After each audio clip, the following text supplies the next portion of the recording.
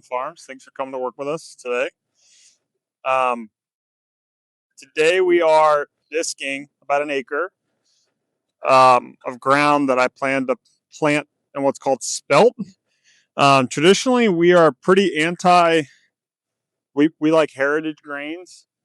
Spelt is a hybrid product, so it's the one GMO product that we will plant this year because it is a far superior uh, grain compared it to oats or corn as a feedstuff for horses. So um, we are working the horses today after we plowed this acre with Bell.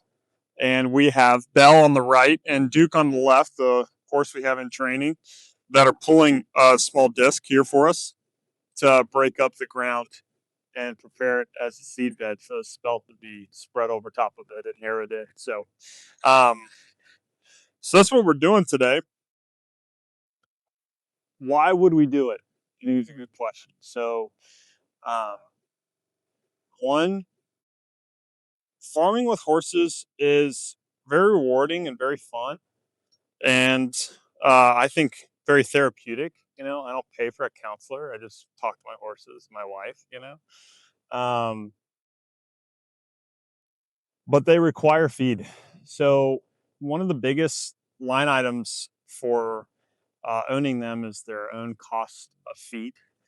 And this acre should yield right at about 100 bushels, varying on what our conditions are, which will be over 3,200 pounds, which will be a good chunk of the feed that we have to feed next year to the two horses. So um, Duke will go back to his owner mid next year when this spelt actually is going to be harvested. And our filly right now, our 6-month-old filly, will be ready to start training about this time next year. So, but we still are going to have to feed herd and grower to that point. So the biggest fuel that we need to provide is for Belle. We'd lean on her a lot to get things that we need done here. But a couple. So planting an acre, I'm going heavy. I'm planting 150 pounds on an acre, which is right at about the seeding rate that you want for an overseeding. I don't have a grain drill or anything, so I'm broadcasting it over the field and then I'm disking it into the field to get some coverage over the seed and increase the seed to soil contact. Today's Wednesday. It's supposed to rain really hard on Friday, so I'm trying to finish this up so that we can get planted before the rain comes. The seed was 150 bucks. So right now for bagged feed, like for example for whole oats, bagged at our local mill, it's $14 a bag, which is 50 pounds.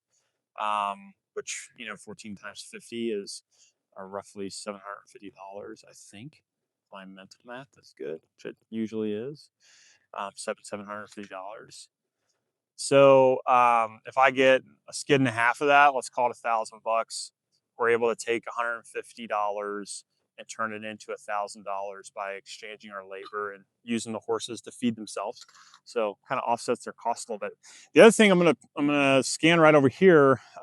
This is our stall manure and hay and straw. And that's another big benefit to having the horses. You can see that kind of scattered throughout the field here. That all I just take straight out of the stall and I fling it onto these fields. It'll go into the field over next to this. Then I'll leave about a 10-foot swath in between these paddocks so I can bring our sled in and out and I can fling manure. But I'm not going to pay for nitrogen, so that's one less input cost that I have by farming with horses.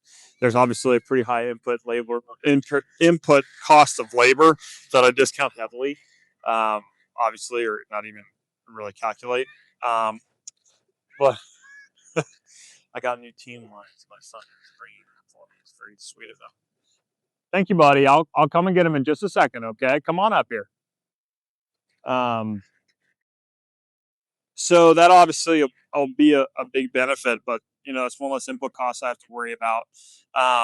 As for the tools to do this, which I think is important to think about too, we're going to do this 5 acre plot in different crops this year. we're gonna have. Thank you, buddy. I'll get it. Thank you. You're such a good boy. Yeah. Can you stand by mommy, please? Thank you. We're gonna do another acre in field corn. We're gonna do a half acre at sweet or in sugar snap peas, and we're gonna do a half acre in sunflower seeds. All that to create a feed stuff in the bagger and feed for the pigs, for the chickens, and for the purposes for next year. Altogether, I think that'll yield close to 4 tons of feed altogether. About a pig to grow each year is about 1,000 pounds per pig. And then the horses, I think that having 6 pounds per head per day is pretty good. That's about a ton of feed for the horses too. So we'll have 2 of those, and then we'll grow probably 2 pigs for our family and some meat and chicken. So hopefully that'll be enough feed stuff for us to be completely self-sustaining. Apologize, just stand behind. So why do I bring that up as we talk about farming with horses? Well, they're going to be able to do that for me, right? And they're going to be able to provide the nitrogen for me to be able to fertilize the ground on those high nitrogen needing crops like corn, like sunflowers, like the spelt sweet peas or the sugar snap peas. So all in, I'm looking at probably about $500 for the seed. If I'm buying like a formulated feed um, from the grain mill, like where we get our non-GMO, everything else on the planet would be organic. So you're looking at probably per 50-pound bag, probably $25 to $30 per bag that we'll be able to yield ourselves. And so you're talking thousands of dollars worth of savings by using the horses and planting them themselves. Now, you could, of course, do that all with the tractor, but you'd have depreciation costs. You'd have to pay for your own nitrogen or use different animals to have your nitrogen distributed throughout your fields. And also, you'd have a pretty hefty risk of tractors compacting ground, and that's one thing that the horses do really well. This has been compacted soil for at least 4 years. We've been grazing this field for 4 years with the sheep, the goats, and the cows, and it's really aerated nicely for us. And so I think we've built some organic matter up, hopefully, in doing that for us as we've done. But yeah, so that's the cost. I think like the variable cost of planting. I think another good thing to think about as you're thinking about horses or maybe farming with horses is what else do you need, right? I spent $75 at an estate sale for the plow that I used to plow this acre, and then I'll use to plant everything else. The disc was actually here, and I found it. So this is a wild story. We had goats here for a while as our first species to help clear out the woods and find out what we had. And this is something that the goats actually ate out of the woods. We pulled it out, and I have a bolt here that I added. I put some cotter pins on the wheels so they wouldn't fall off, and some WD-40 just to get things loosened up. And we're out here using it. So I have a spike tooth harrow that was $100. So all in, we're probably $200 in the actual field preparation equipment to be able to plant probably $3,000. Well, probably more than that, probably $4,000 or $5,000 for the feed.